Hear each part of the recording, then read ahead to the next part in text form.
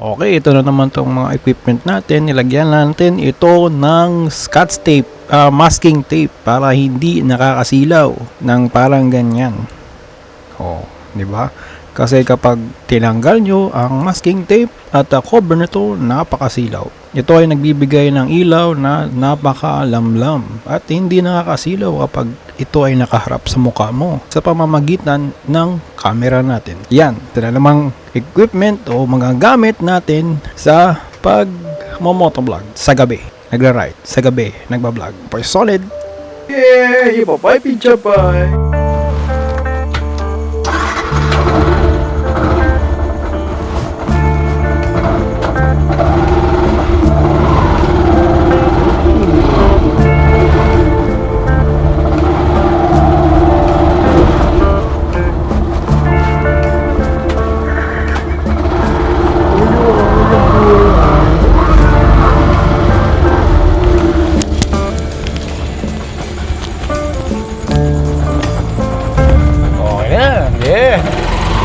Liwanag ng buhay namin dito. Grabe naman yan. Hindi pa ako nakapag-supply.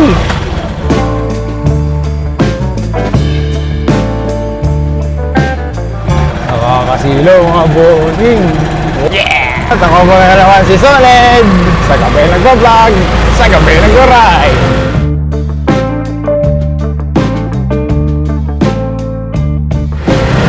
Tayo mga pag-uusapan na naman ngayong gabi. At ang usapan natin ay tungkol sa katipiran. Tungkol sa katipiran ng ating ginagamit na bihikulo, ang tricycle. Yan. Jump over na tayo kung anong presyo ng tricycle. Siyempre yung motor noon, umabot ito ng 50,000 mga kaibigan. Yung motor lang yan ha. Pero makakakuha kayo ng mga tricycle na pang negosyo na umabot ng 48. Ganyan, kuya, second hand, 45. Yun yung single lang. Bakit nga ba sinasabi ko mga presyo nito? Siyempre, mahal yung pamasahe ngayon at tumataas pa dahil sa mga oil price increase. Siyempre, kailangan tayo ng mga katibirahan. Nakataw sa mga yun. Pero syempre hindi natin afford na mag-cash out noong mga panahon ngayon. So binayaran ko na kompleto ng payment for 3 years. 3 years mga kaibigan. Ang single na motor. Hanggang matapos ng 3 years. So ang pagpapakabit na natin ng sidecar sa motor ay umabot tayo ng 20,000. Syempre wala pa yung mga wala pa yung mga ating mga pintura.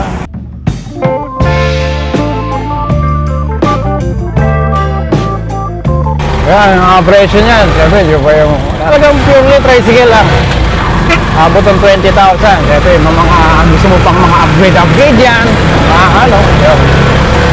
Kino-compare natin siguro yung sa mga nagbili natin at may mga interest. Umabot tayo ng sabihin natin 100,000 o kaya kung i-diretso cash out mo yan is 50 plus 20, so 70. Yaba pa ipitsa pa So dito sa amin, kumpara na naman natin yung pamamasahe mo, talagang patunay dito sa ating pagpapatunay dito ay kapag namamasahe ka kasama ng iyong labidudes, eh syempre parang nakakabili ka na ng buong tricycle, no? Yung iba, e-bike. Ang hindi lang maganda sa e-bike, syempre wala mga charging station dito. Babao ka na sarili mong traffic, mga charging station. Mahirap dito kapag naka-e-bike. Malakas pa rin ang hatak ng isang tricyclean. Mas pwede rin naka-e-bike ka, pero yung maliliit na mga karga dala, konting tao lang. Yan. Pero sa tricycle medyo unlimited. Hindi dahil naka-tricycle ako, pero kahit pa paano makargahan mo siya ng grocery. Yan. So ikumpara natin, medyo magmamathematics tayo dito. Yung tricycle namin dito, ang palabas ay 80 pesos. So kung araw-araw kong pumapasok, hindi kasama yung weekend, wala pa yung pumasahe dito sa mamamalengke mo, no? Paano kung talagang naglalakad ka lang o wala kang bisikleta at wala kang motor? Mahirap naman mag-grocery kung nakabisikleta ka. Mabigat-bigat yun. Kasama pa yung wifey mo. Medyo na traffic tayo.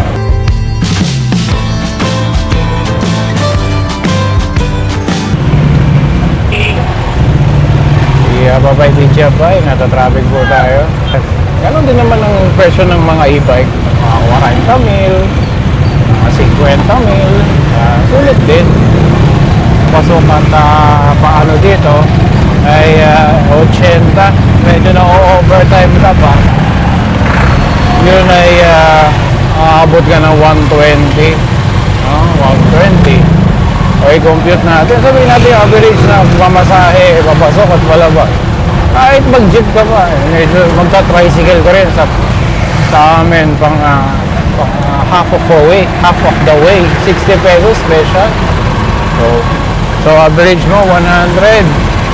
Balikan times 2, 200. 200 times 20. So magkano yun? 200 times 20 mga kaibigan. Tayo dito, lagi tayo mga masyadong view kasi may mga kortina tayo mga kinakabit-kabit.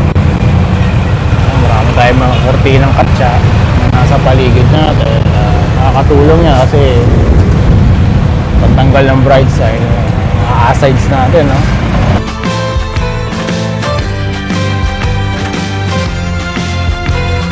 $200 times 20, 200 times 20, 4,000 mga kaibigan sa isang buwan. So, kung bayad mo na yung motor at nakash ka ng second hand na ganito, o kaya kahit brand new, pwede ka. Nakapagkapit ka ng tricycle na sidecar, 20 mil, maganda na, semi-stainless. Stainless ang ilalim, galvanize yung mga ibang parte at may visor pa. Siyempre, may visor, may bubong, may living niya, dalawang trapal. Ayos na. May gulong, siyempre. Kasama yung gulong. Wala rin gulong sa tricycle. Private ka lang naman. Pang pamilya, pang service. So, 4,000 sa isang buwan. Ipunin mo na. Kung hindi mo maipon yan ng 4,000 sa isang buwan, para medyo nakahaba-haba ng traffic na. Ang laki ng benefit nito. Yun mo yung mga kitaan nito. Konsumo ng isang motor ay pareho rin sa tricycle. Medyo lagyan mo lang ng 10% na konsumo. Sabihin natin nakaka-60 ka sa mga hindi walwalan na mode. Dito medyo nakaka-50 kilometers per liter traffic. Biro mo yan. Dalawang kung araw-araw mo binabiyahe ito, ayon sa ating experience, yung back and forth lang. Nagpapagasolin na po ako ng kada 2 linggo lang. Kada 2 linggo. Yun ay mga 6 liters o 6.5 liters lang. Kahit tumaas pa na sobra ang gasolina. Alam nyo na, ang kita ng mga tricycle driver, ang laki ng patong, no? Siyempre, effort nila yun. Effort nila mag-drive. Hindi po biro mag-drive ng tricycle. Pag bumibilis ito, kumakabig ito sa kanan. Yung iba pa, hindi maganda yung pagkakalay, nag-wiggle pa. Nag-wiggle it just a little bit. Diba? Kaya na mga disadvantage. Nakapag-wala, hindi po basta-basta maliligo. Talagang control mo, kahit makokontrol mo dapat ito. Pag buwirang pag hindi, talagang ito ay pag-ewang-gewang, pag-ewang-gewang to the world. Matipid din sa maintenance, so change oil lang 1 litro sa mga ganitong mga klaseng motoran. YTX 125 ng Yamaha. Yung iba, Bajaj City 110. Yung iba pa, TMX 125, sulit din yun mga kaibigan. Papaya natin. Diba? Alam nyo na kita, yung iba pa hindi pa mini-maintain. Alam nyo na kung sino mga tinutukoy yung mga bulok ng tricycle ha, at hindi maganda ang takbo at kamote sa daan. Yung iba naman maganda at maayos. Maganda yung sa crossover, parang sa atin. Maganda yung takbo, maganda ang hagod at bilis at hatak. Dahil nakaka-change oil, kompleto ilaw. Siyempre, traffic rules is the best. Disiplina sa kalsada. Yan ang ating pagkatipid mode, no? Alam nyo na ang kitaan. Kasi sana dapat mini-maintain nyo na, may pang-maintain kayo. Kung hindi napupunta sa puro balak, kahit may balak, no? Huwag mo rin, ilagay-lagay lang din sa maintenance ng tricycle. Gulong, preno, ilaw, okay yun. Siyempre, change oil, mga langis natin. Hindi yung mausok bigla, di ba?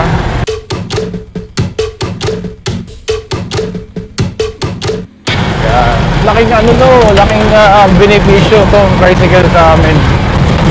Minsan, nakakatungkot kasi medyo, sabi nila or sabi feel ko rin sasakyang pang mahirap to. Ito, sasakyang pang katipira at pagkakuruputan natin. Alright, sasakyang kuripot to. Grabe ang tipid nito. Tipid sa gasolina. Kung siguro nakaka-highway, ano lang to sa kahit mga maliliit na national road at walang restriction masyado. Makikita ninyo ang katipiran nito. Baka hindi nyo pagbawal sa kalsada at maayos lang yung mga driver. Sobrang tipid.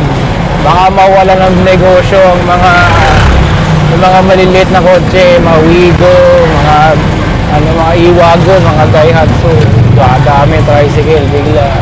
Nakakita nyo baka ngayon wala nang espasyo ang e-bike din.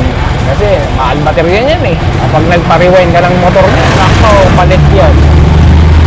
Hindi lang gayon. Ito, may nakikita ko, may mga tuti pa na mga klase ng motor. Kailan pa naman ang mga tuti na? Mga tuti 2-stroke engine, kailan pa ba yan? Ito, tumatakbo pa.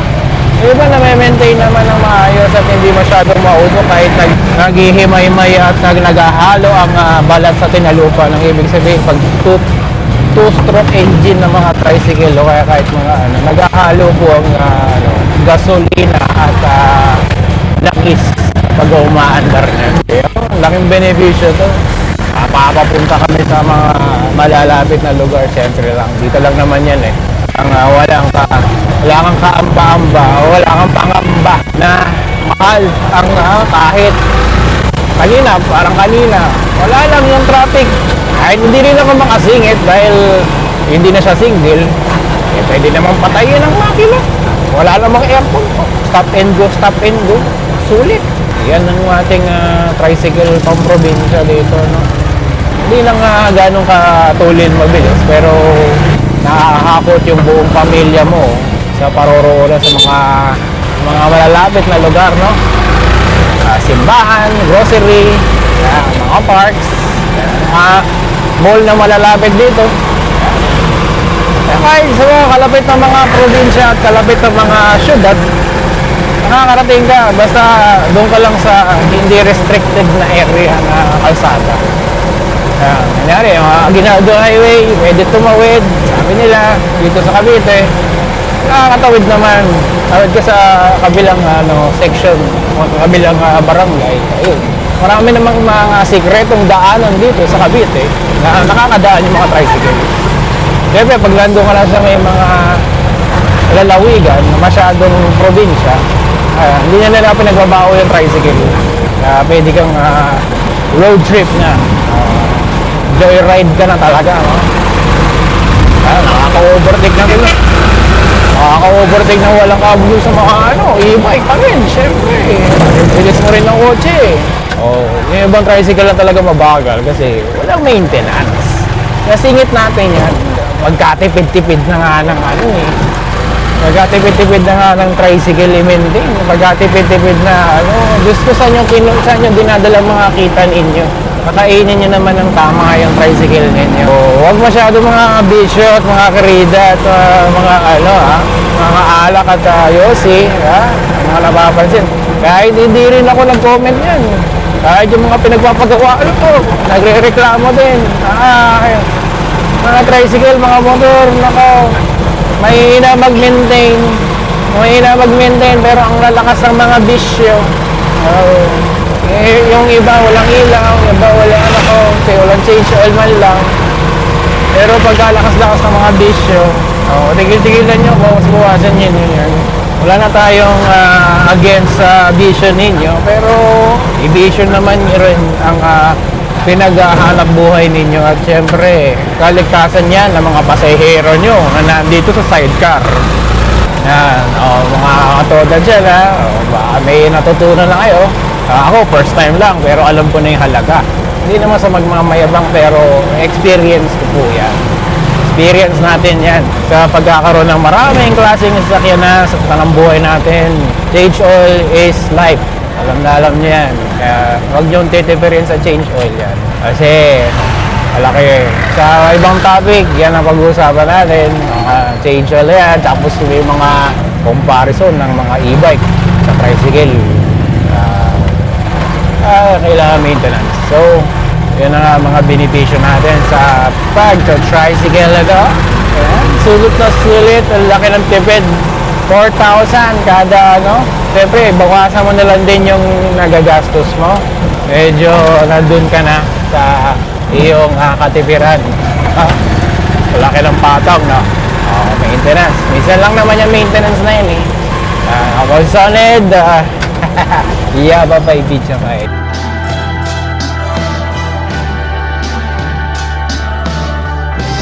Medyo maulan-ulan ngayon, rainy season. Tingnan natin ang susunod topic natin. Okay na okay, di ba? Lumilit ang kalsada kapag nakakasalubong ka ng bus, Ayan, Ayan.